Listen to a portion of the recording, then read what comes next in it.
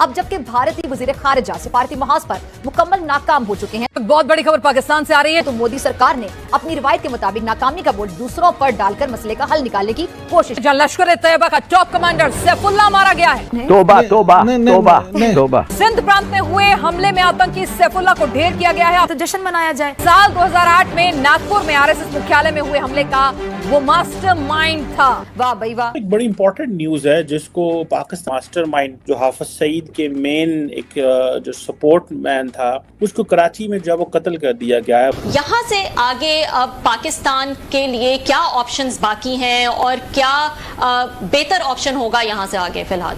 लश्कर तैयबा का यह आतंकी है, इसका नाम है रजुल्लाह निजामनी उर्फ अबू सैफुल्लाह, जो कि मारा गया है। पाकिस्तान के सिंध में अज्ञात हमलावरों ने इसे गोली मार दी है। जो कि पाकिस्तान के प्राइम मिनिस्टर शहबाज शरीफ ने कहा है कि इंडिया ने कहा कि घुस के मारेंगे। 18 मई डेडलाइन थी। अब क्या जंग दोबारा स्टार्ट होने जा रही है? हाँ भाई हाँ। और पाकिस्तान ने किसी किस्म के सैटेलाइट इमेजेस नहीं दिखाए, जबकि हिंदुस्तान की आर्मी एयरफोर्स वाला ने अपनी ब्रीफिंग्स में वो सैटेलाइट इमेजेस दिखाए। में अमन के लिए कितनी ज्यादा खतरनाक साबित हो सकती है? देखिए, अगर आप आरएसएस की हिस्ट्री पे निगाह दौड़ाएं, आरएसएस की आइडियोलॉजी को पढ़ें, तो आरएसएस जो है सबसे बड़ा खतरा पाकिस्तान और खित्ते के दीगर ममालिक के लिए है। हमने पाकिस्तान के आतंकी और सैन्य ठिकानों पर अपनी जवाबी कार्रवाई को सिर्फ स्थगित किया है। ऑपरेशन सिंदूर ने आतंक के खिलाफ लड़ाई में एक नई लकीर खींच दी है, न्यू नॉर्मल तय कर दी। साल से इनका कंटेंट देख रही, जिसमें ये रिपीटेडली मन की चीजें देखी हैं, जिसमें ये नफरत फैला रहे हैं। भाई तुम तो अपने मुल्क के सबसे बड़े दुश्मन तो तुम खुद हो। जंग होगी, उधर लोग मरेंगे, यहाँ लोग मरेंगे, इंसानियत मरेगी। जब बात आप एक मुज़ाकरत किसी टेबल पे बैठ के कर सकते हैं, तो आप बार बार जंग की बात क्यों करते हैं? आप इंसानियत की बात क्यों नहीं करते? आप मोहब्बत की बात आपको गौरव आर्या का नहीं पता, वो ओनाइडा में बैठा है। उसकी थीसिस ये है कि जंग होगी, सिर्फ पंजाबी मरेंगे, चाहे इंडिया के हो चाहे इधर क्यों, क्योंकि उसका ख्याल है कि वहां से भाई मरेंगे तो इंसान ही ना। मैं उसके परवाह है इसकी। वो अपना नरेंद्र मोदी, वो अपने प्रोग्राम का नाम रखा है चाणक्य डायलॉग। चाणक्य तो झूठ बोलने वालों का आईजी था। पिक्चर तो अभी बाकी है मेरे दोस्त। तो आज की तारीख में पाकिस्तान फंस गया। यहाँ पे डॉक्टर जयशंकर फोन पे बात करते हैं और आमिर खान मुत्तकी जो फॉरेन मिनिस्टर तालिबान के, ये पहला मिनिस्टीरियल आउटरीच है, पहला मिनिस्टीरियल आउटरीच। अब आप सोचिए भारत क्या कर रहा है पूरे खित्ते में। न्यूयॉर्क टाइम्स ने 24 घंटे पहले एक स्टोरी निकाली, जिसमें न्यूयॉर्क टाइम्स ने बताया कि हिंदुस्तान और पाकिस्तान ने क्लेम तो बहुत किए हैं एक दूसरे को हर्ट करने के, हिट करने के, लेकिन जो सैटेलाइट इमेजेस हैं मैक्सर टेक्नोलॉजीज के और प्लैनेट लैब के, वो ये शो करते हैं कि कोई बहुत ज्यादा नुकसान जो है वो नहीं हुआ। और पाकिस्तान ने जो मिसाइल हमले किए हैं उससे तो हिंदुस्तान को कुछ भी नहीं हुआ। यानी हिंदुस्तान ने जो मिसाइल स्ट्राइक्स की हैं पाकिस्तान के अंदर, दो तीन किस्म के उन्होंने मिसाइल्स यूज किए। आपको पता है पहले उन्होंने मेरा ख्याल स्कैल्प यूज किए जो फ्रेंच टाइप के थे, जो एयर टू ग्राउंड थे, जिसमें उन्होंने 24 मुकामात को हिट किया आजाद कश्मीर में, पाकिस्तान में, बहावलपुर के अंदर, मुरीदके में। और वो सारे जो हैं जिन जिन बिल्डिंग्स पे उनको जाके लगना था, स्कैल्प एक्यूरेटली जाके उन्होंने हिट किया और हम कुछ भी नहीं रोक सके।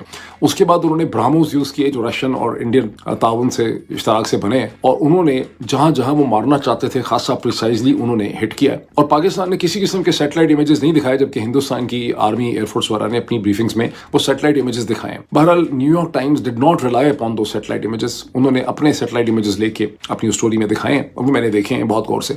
और सैटेलाइट इमेज दिखाते हैं कि बुल्हारी जो है, जहां F-16 होते हैं, जो कराची से कहते हैं कि 100 किलोमीटर 100 मील दूर है, वहां पर उन्होंने जिस हैंगर को निशाना बनाया, उन्होंने पहले का इमेज दिखाया हमले से पहले का और हमले के बाद का, और वो हैंगर का एक हिस्सा जो है बिल्कुल तबाह हो गया। इसी तरह से उन्होंने नूर खान एयरबेस के ऊपर जो हमले हुए हैं वहां पे भी दिखाया उन्होंने कि बिल्डिंग कैसे डैमेज हुई है। फिर उन्होंने जो रहीम यार खान में हमला है वो भी दिखाया। तो जहां जहां उन्होंने 3 या 4 इमेजेस उन्होंने दिखाए हैं जहां रनवेज जो है वो इंटरप्ट हो गई है, जबकि पाकिस्तान साइड से ना तो कोई दिखाए गए हैं सैटेलाइट इमेजेस। और फिर उन्होंने उधमपुर के एयरपोर्ट पे, जहां पाकिस्तान ने कहा कि हमने सब कुछ तो डिस्ट्रॉय कर दिया है, सारे नाकारा बना दिए हैं, ये हमारी स्टेटमेंट थी, मैं भी दोहराता रहा हूँ पाकिस्तान के पीछे पीछे, वो उन्होंने दिखाया कि उधम एयरपोर्ट के पहले के इमेज और बाद के इमेज हैं 12-13 मई के, और उधम एयरपोर्ट को किसी किस्म का कोई नुकसान उसके रनवे को नहीं पहुंचा।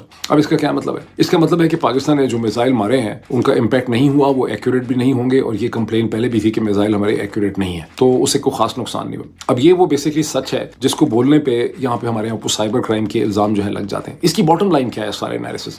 इसकी बॉटम लाइन ये है कि हमें अमेरिका ने ये सीज फायर करके दिलाया है, हिंदुस्तान को उन्होंने धमकी लगाई है, हमने धमकी उनको कन्वे कर दी। जब हमने नेशनल कमांड अथॉरिटी की मीटिंग बुलाई, हमने उनको कन्वे भी कर दिया होगा कि जनाब हम तो बड़े सख्त अंडर प्रेशर हैं, हम न्यूक्लियर हो जाएंगे, क्योंकि हम डिनाई कर रहे हैं, लेकिन नजर यही आ रहा है। और दूसरा उनको ट्रेड की धमकी थी। और यही वजह है कि हिंदुस्तान के अंदर बहुत ज्यादा तन बदन में गुस्सा पाया जाता है। उनको लगता ये है, और वो नरेंद्र मोदी पे गुस्सा निकल रहा है और ट्रंप के खिलाफ भी बहुत ज्यादा गुस्सा निकल रहा है। ट्रंप की बड़ी गाली गलौज हो रही है हिंदुस्तान, बिकॉज उनको लगता ये है कि अगर हमें ना रोका जाता, 2 दिन 3 दिन हम और इसी किस्म की स्ट्राइक्स जारी रखते, तो हम पाकिस्तान का दिमाग जो है सीधा कर देते पाकिस्तान की मिलिट्री का। दिस इज व्हाट, अगर आप पढ़ें हिंदुस्तान के अखबार, आई डोंट नो पाकिस्तान के अंदर हिंदुस्तान के अखबार पढ़ने मुमकिन है, उनके ट्वीट तो आप देख सकते होंगे, तो आपको उनके ठीक ठाक आइडिया जो है उनका मिलता है। फॉर ब्रह्मा चलानी उनके एक स्ट्रेटेजिक एनालिस्ट हैं, एक थिंक टैंकर है, जिनका आइडिया यह है कि या तो नरेंद्र मोदी को ये जंग नहीं करनी चाहिए थी और चीज़ों से डील करना चाहिए था, और अगर जंग की थी तो फिर इसको अपनी लॉजिक पे, अपनी टाइमिंग पे इसको खत्म करना चाहिए था। कि जो डोनाल्ड ट्रंप के प्रेशर में आके सीज फायर किया है, इससे हिंदुस्तान की साख को और उसके इम्पैक्ट को बहुत ज्यादा नुकसान हुआ है। और अगर ये 48 घंटे में खुद भी इसको मैं देख रहा हूँ कि अगर ये जिस किस्म की एक्यूरेट स्ट्राइक्स उन्होंने की है हमारे एयर स्ट्रिप्स पे, अगर 48 घंटे तक और वो ये स्ट्राइक्स हर 6-6, 8-8 घंटे के बाद करते रहते तो बहुत कम हमारे पास ऐसे रनवेज रह जाते। और फिर ठीक है कि रनवेज को आप जल्दी रिपेयर भी कर लेते हैं, लेकिन हमारे लिए ठीक ठाक क्राइसिस खड़ा हो जाना था। और फिर हमने देखा कि हम प्रैक्टिस कर रहे थे कि हम मोटरवे से भी इस्लामाबाद लाहौर के दरमियान उड़ा सकते हैं, शायद पेशावर इस्लामाबाद को भी इस्तेमाल कर सकते होते, लेकिन तो क्या इंडिया के ब्राह्मोस मिसाइल्स जो हैं वो हमारी मोटरवेज पे भी जगह जगह शगाफ नहीं डाल सकते थे। तो I think it was a huge crisis for Pakistan, जिसमें अमेरिका ने और डोनाल्ड ट्रंप ने पाकिस्तान को इसमें से बेल आउट किया है। और इसमें से ये गलत मतलब अब नहीं निकालना चाहिए, और मेरा ख्याल है निकाल भी नहीं रहे होंगे। पब्लिक को बेवकूफ़ बनाने के लिए, फुद्दू बनाने के लिए और किस्म की कहानियां होती हैं, अंदर आपको हकीकत पता होती है कि आप बार बार अमेरिका को भी यूज़ नहीं कर सकेंगे और ना ही आप बार बार न्यूक्लियर कार्ड जो है वो प्ले कर सकेंगे। इसका मतलब ये है कि बहुत देर तक हिंदुस्तान के अंदर कोई हमारे रिलेटेड जो है गंद नहीं होगा, कोई बड़ी चीज़ नहीं होगी। हाँ, अब वो खुद पैदा कर लें, अगर वो खुद को ही कल कोई चीज़ पैदा कर लें हमें ठोकने के लिए, सजा सुनाने के लिए, वो एक अलग चीज़ है। लेकिन मुझे लग रहा है कि हमारी साइड को अच्छी तरह से समझ आ गई है और कहानी और सुनाई जा रही है, असल हकीकत जो है वो और है। आई एम सॉरी टू से कि आपके जज्बात को बहुत ठेस पहुंच रही है, लेकिन हकीकत को समझना जो है ना, यही साइबर क्राइम है। और हकीकत को समझना जो है वो बहुत जरूरी है। हकीकतों को समझ के जिंदा रहें, इसी में आप सबका फायदा है। पूरे इलाके में भारत कर क्या रहा है ये मैं आपको समझाता हूं दोस्तों। ये देखिए साहब, ईरान यहां पे है, राइट।